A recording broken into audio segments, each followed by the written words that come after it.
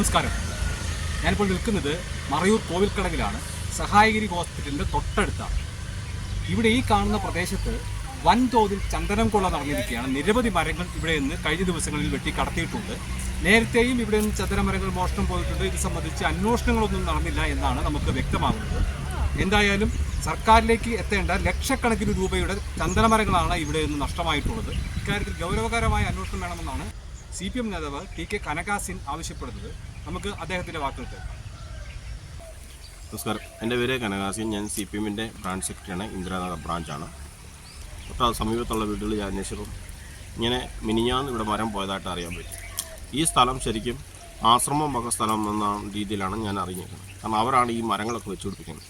ഈ സിൽവർ ഓക്കും അതുപോലെ തന്നെ മാഞ്ചിയും ഉൾപ്പെടെയുള്ള മരങ്ങൾ തേക്കൊക്കെ വെച്ചേക്കുന്ന അവരാണ് വെച്ച് പിടിപ്പിക്കും.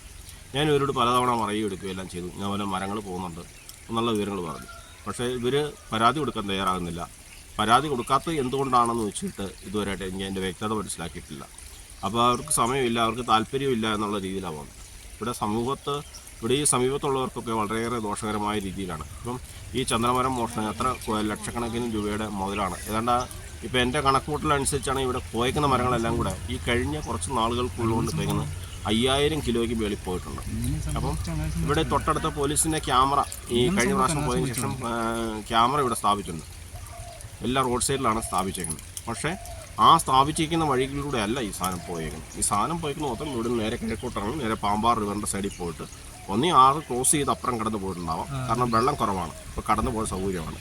അതല്ലാന്നുണ്ടെങ്കിൽ അതിൻ്റെ സൈഡിൽ കൂടെ അമ്പലത്തിൻ്റെ സൈഡിൽ കൂടെയുള്ള വഴി സാധനം പോയിട്ട് അവിടെ ഇതുവഴി സാധനം കൊണ്ടുപോയിട്ടുണ്ട്. സാധനം എന്തായാലും വലിയ ദൂരം പോകാൻ സാധ്യതയില്ല. എല്ലാ വനമേഖലകളിലൂടെയാണ് ഈ സാധനം പോകാൻ സാധ്യത കൂടുതൽ.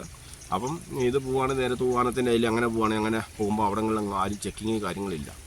ഈ റോഡിൻ്റെ സൈഡ് ചേർന്നാണ് ഫോറസ്റ്റ് ആണെങ്കിലും പോലീസ് ആണെങ്കിലും ഉള്ളൂ. അതാണ് ഒന്നാമത്തെ കാര്യം. ഏകദേശം എത്ര ചന്ദനമരം പോയിട്ടുണ്ട് ഇവിടെ? ഇവിടുന്ന് ഏതാണ്ട് ഒരു 10-20 മരത്തിന് വേണ്ടി പോയിട്ടുണ്ട്. 20 മരത്തിന് വേണ്ടി പോയിട്ടുണ്ട് മരങ്ങൾ. അപ്പം ഇതുവരെയായിട്ട് ഇവർ ശരിക്കും നടപടി എടുത്തിരുന്നെങ്കിൽ ഇതൊന്നും പോകത്തില്ല. ഇതുവരെയായിട്ടും പോലീസിൽ പറഞ്ഞിട്ടും റവന്യൂവിൽ പോലീസിൽ അറിയിച്ചിട്ടും പോലീസിന് നടപടി എടുക്കാൻ പറ്റുന്നില്ല. കാരണം പോലീസിൽ നമ്മൾ ആവശ്യപ്പെടുന്ന സമയത്ത് പോലീസ് വന്നത് ചന്ദനത്തിനെ സംബന്ധിച്ച് അന്വേഷിക്കേണ്ടത് ഫോറസ്റ്റുകാരാണ്. ഫോറസ്റ്റുകാരോട് പറയുമ്പം അവർ നേരെ ഇവിടെയാണെന്ന് പറയും. അപ്പം ഞാൻ ഒരു പ്രാവശ്യം ഇതിൻ്റെ വിവരാശം പറ്റാറ് മറയൂർ പോലീസ് സ്റ്റേഷനിലേക്ക്. അപ്പോൾ അന്നേരം അന്നിരുന്ന ഉദ്യോഗസ്ഥൻ പറഞ്ഞത് ഇത് സംബന്ധിച്ചുള്ള രേഖകൾ ഇപ്പോൾ നിലവിൽ കൊടുക്കണ്ട എന്നുള്ള രീതിയിലാണ് ഉന്നത ഉദ്യോഗസ്ഥർ പറഞ്ഞെന്നുള്ള രീതിയിലാണ് സംസാരം വന്നത്. ഇതിൻ്റെ ശരിക്കും പറഞ്ഞാൽ ഈ സ്വകാര്യ ഭൂമികളുടെയും അതുപോലെ റവന്യൂ ഭൂമിയിലെയും ചന്ദനമരങ്ങൾ സംബന്ധിച്ചുള്ള ഉത്തരവാദിത്വം ആർക്കാണ് ഇന്നും അവ്യക്തമായി തുടരുകയാണ്. അപ്പം ഇത് ശരിക്കും പറഞ്ഞാൽ നല്ല രീതിയിൽ അന്വേഷണം വരികയും നല്ല നിയമപരമായ ശക്തമായ നിയമ സംവിധാനങ്ങളിലൂടെ വന്നില്ലെങ്കിൽ നമ്മുടെ നാട്ടിൽ ഇത് തുടർന്ന് തന്നെ പോവുകയും ചെയ്യും. സർക്കാരിന് കിട്ടേണ്ട ലക്ഷക്കണക്കിന് രൂപയുടെ മുതലുകളാണ് ഇങ്ങനെ നശിപ്പിക്കപ്പെട്ടുകൊണ്ടിരിക്കുന്നത്.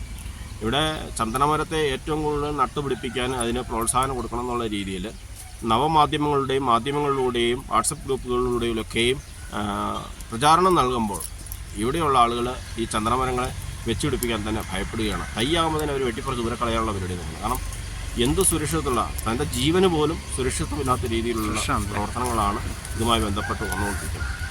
അപ്പോൾ അത് കാരണം ശക്തമായ നിയമ നടപടികളായിട്ട് മുന്നോട്ട് പോകാത്ത പക്ഷം തുടർന്നുകൊണ്ടേയിരിക്കും. സമൂഹത്തിൽ ഞങ്ങളെപ്പോലുള്ള പൊതുപ്രവർത്തകരായുള്ളവരുടെ വീടുകളിൽ പോലും രാത്രികാലങ്ങളിൽ സ്വൈര്യജീവിതം നയിക്കാൻ പറ്റാത്തൊരു സാഹചര്യം ഉണ്ടാകുമോ? അപ്പോൾ വേണ്ട നടപടി സ്വീകരിക്കണം മാത്രം ബന്ധപ്പെട്ട അധികാരികളോട് അറിയിക്കുന്നു.